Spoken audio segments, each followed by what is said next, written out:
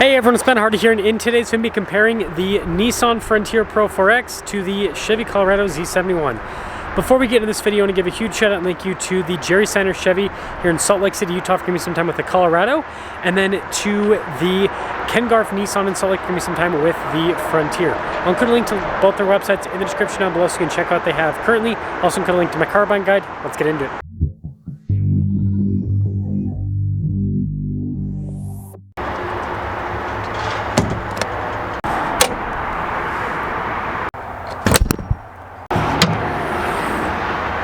Under the hood, we have a turbocharged 2.7-liter four-cylinder that goes through an 8-speed automatic transmission. Power outputs are 310 horsepower and then 430 pound-feet of torque, with fuel economy being 18 around town and then 23 on the highway. Now, powering the Frontier is a 3.8-liter V6 that goes through a 9-speed automatic transmission. Fuel economy is 16 around town and then 20 on the highway, with power outputs being 310 horsepower and then 281 pound-feet of torque.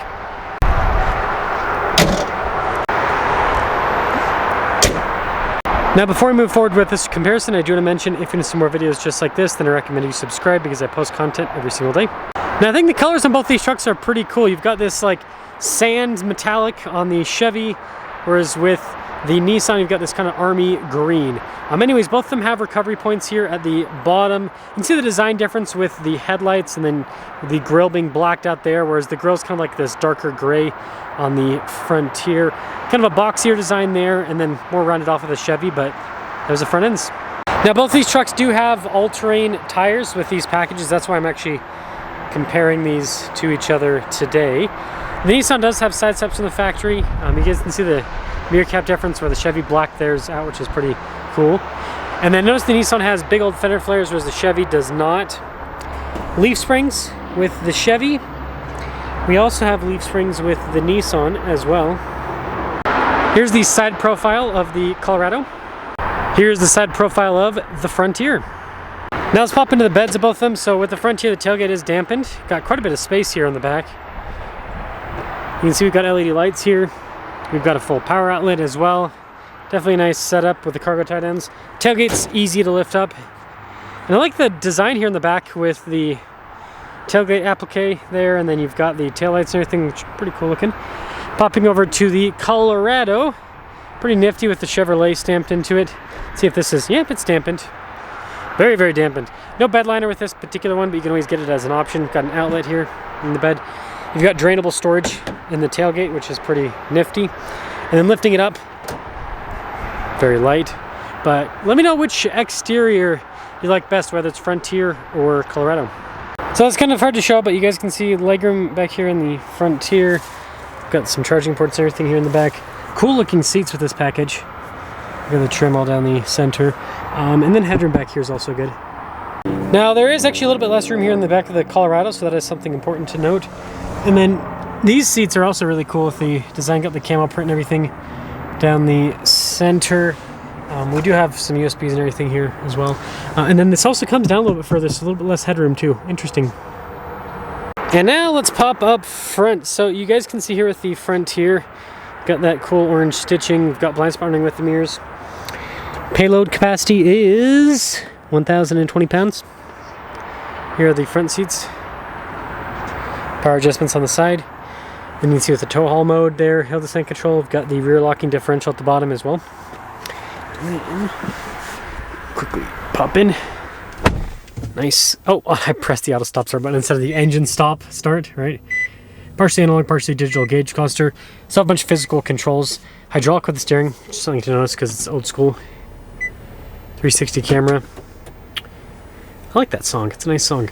Anyways, Frontier down below, we've got our dual zone climate, heated seats, heated steering wheel, driveline select here. And then we do have stuff like a wireless phone charging pad. Also, we got a 2-speed transfer case too.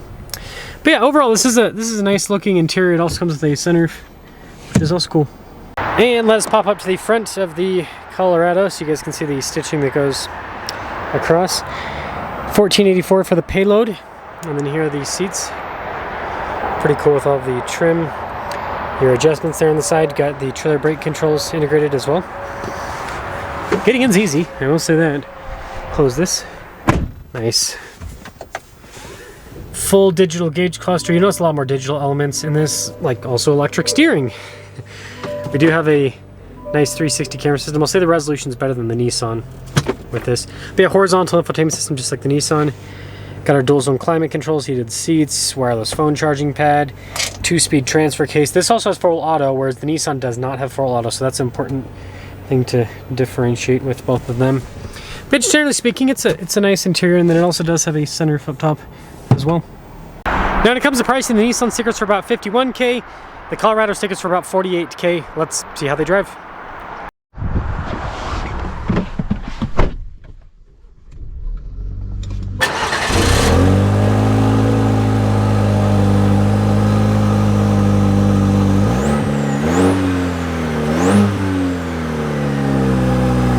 Let's set off in the Colorado first, and then we will drive the Frontier second. Electric power steering is very smooth.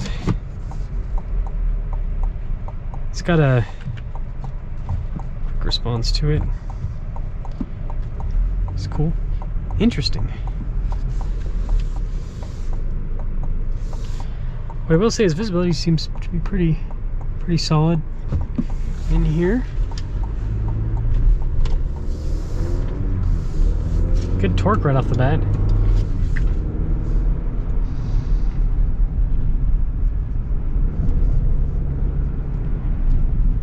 Yeah, it's got great power. Be interesting to see because they have about the same amount of horsepower, but this has way more torque than the Frontier.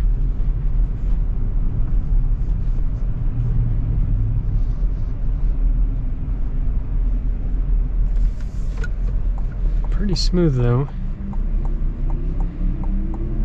all things considered.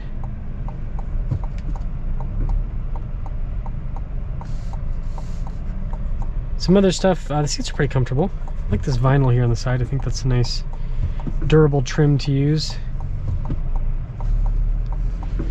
Going across. Let's see what the acceleration's like. Yeah, tons of torque. It moves. It actually gets up and moves. It's impressive. It's a nice rig. Yeah, solid over the train tracks too. Suspension handles it well. So, to sum things up, I think this drives well. I think that it looks pretty cool, and yeah, it's got good power. So let's go pop into that Frontier and see how the old school truck compares.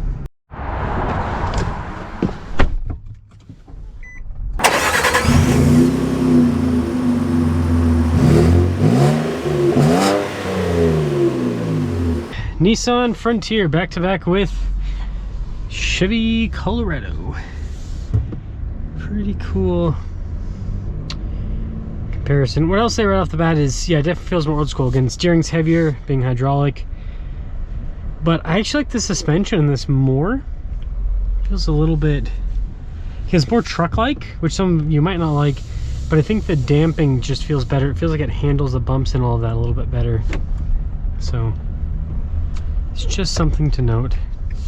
Engine response is great. Doesn't have nearly as much torque as the Colorado, but it's just instant response, which I like. I like that instant response. You know, turbo lags in modern cars is not bad, but you know, sometimes it's annoying to have to wait for things to spool up, whereas this is just on off. It's nice. Yeah, they're both comfortable in different ways, but I will say the Frontier definitely drives more truck-like. I like that personally. I like that kind of more old school feel. It makes you feel rugged, makes you feel durable. A little bag in the back is vibrating, if you're wondering what that noise is. Seats are comfortable too. I think these seats are more comfortable than Chevy's. So there is that. Overall, I like this interior. It just has that kind of like old school, durable feel to it that, I don't know, I've personally come to appreciate quite a bit.